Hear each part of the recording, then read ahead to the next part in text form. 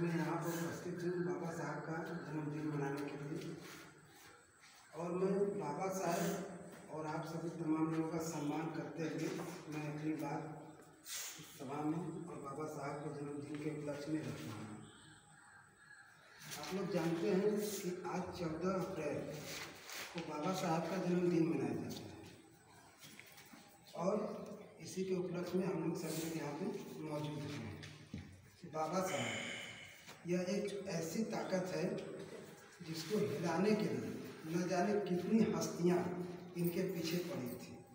शायद आप लोगों ने बहुत सी किताबें नहीं पढ़ी होंगी, लेकिन बाबा साहब के उन कारनामों को देखते हुए कुछ लोग ऐसे थे जो नहीं चाहते थे कि बाबा साहब जिस समाज के हैं, जिस वर्ग के हैं, उस समाज के और उस वर्ग के लोग आगे बढ़ें, लेकिन बाबा साहब उनके सामने झुके नहीं। बाबा साहब का एक ही उद्देश्य था कि शिक्षा को बढ़ावा देना और जो गरीब तबके के लोग हैं वो पढ़ लिख कर आगे बढ़ें, शिक्षित बन सकें। और यहाँ पे जो है मनाया जा रहा है, बाबा साहब के नाम से कोचिंग चलता है, एक ट्रस्ट चलता है जिसमें बच्चों को निःशुल्क शिक्षा दी जाती है।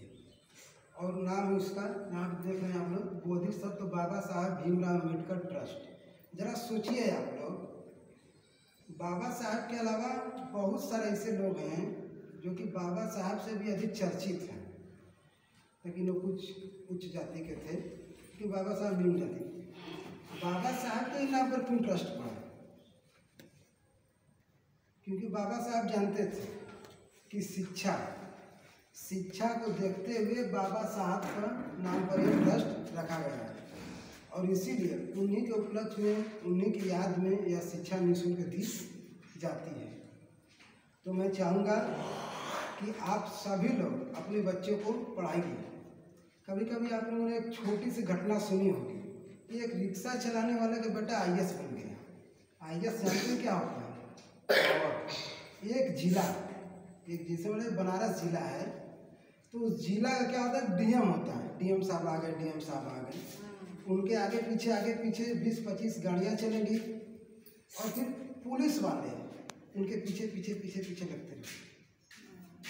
और जब रिक्शे चलाने वाले का बेटा अगर IAS बन सकता है तो आप लोग मान लीजिए मजदूरी करते हैं, दिहाड़ी करते हैं, उससे कम पैसा आधी पैसा कमाते हैं, तो आप क्यों नहीं पढ़ा सकते? मैं चंदौली जिले से चल करके बनारस में आया हूँ पढ़ने के लिए। मेरे यहाँ भी समाज सिटी, वहाँ बहुत बड़ी कोचिंग चलती है। इससे पहले मैं पटना गया था पढ़ने के लिए, फिर उसके बाद सोनभद्र जिले से मैं फिर यहाँ आया हूँ शिक्षित बनने के लिए। इस पृथ्वी पर मौजूद चाहे हमारा देश हो चाहे अन्य देश हो, हर माँ बाप का इच्छा होता है कि उसका बेटा पढ़े लिखे ताकि उसकी पीढ़ी सुधर सके। हर माँ बाप का इच्छा होता है। हो सकता है कल मैं भी अपने बच्चों से यही उम्मीद रखूँगा, मैं मान लीजिए नहीं पढ़ा तो नहीं पढ़ा, अपने बच्चों से यही उम्मीद रखूँगा कि मेरा बच्चा पढ़े, लायक बने, अच्छा बने। इसी उद्देश्य से हर माँ बाप क्या करता है, अपने बच्चों को पढ़ाता है। और आप लोग भी पढ़ाइए। जरा याद कीजिएगा उस समय को जब एक रिक्शा चलाने वाले का बेटा IAS बनता है, तो एक जोश जुनून जगता है। और कहाँ से आता है? बाबा साहब से। बाबा साहब की बहुत सारी मूर्तियाँ आपने देखी होगी। बाबा साहब एक हाथ में ऐसे किताब लेकर ऐसे उंगली दिखाते थे, देखा है आप लोगों ने? क्या है? बाबा साहब कहते हैं कि एक हाथ में किताब है, वो मार्ग दिखाते हैं कि यही वो मार्ग है, शिक्षा का मार्ग है और इसी मार्ग पर चलना होगा। शिक्षा, अगर आप शिक्षित बने रहेंगे तो कोई आपके ऊपर उंगली नहीं उठा सकता, समझ लीजिए। अगर सोचिए आप लोग, मैं एक किसान का बेटा हूँ, मैं एक मिडिल क्लास के परिवार से आता हूँ। एक होता है अमीर, एक होता है गरीब, एक होता है मिडिल क्लास। मिडिल क्लास और अमीर में क्या अंतर होता है? एक गरीब में मिडिल क्लास ना ही बहुत गरीब होता है, ना ही बहुत अमीर होता है। वैसे ही बाबा साहब थे। बाबा साहब लेकिन गरीब परिवार से आते थे। इनका इतिहास जब आप जानेंगे तो इनके घर में आटा नहीं था, खाने के लिए आटा नहीं था।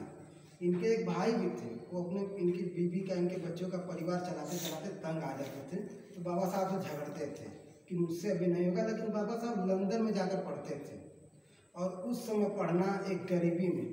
इनकी एक पत्नी भी थी, वो मर गई। वो इसलिए नहीं मरी कि वो बीमार थी, वो इसलिए मरी कि उनके पास पैसा नहीं था। अगर पैसा होता तो इलाज करा लेते।